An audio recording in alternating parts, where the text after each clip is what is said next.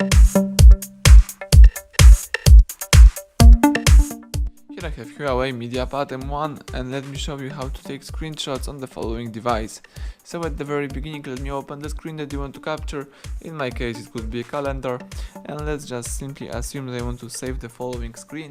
So all I have to do is simply use the following combination of keys, power key and volume down, and let's hold down together these two keys for about 2 seconds.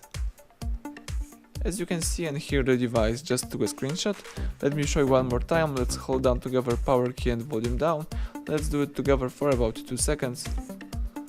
And we just capture another screenshot.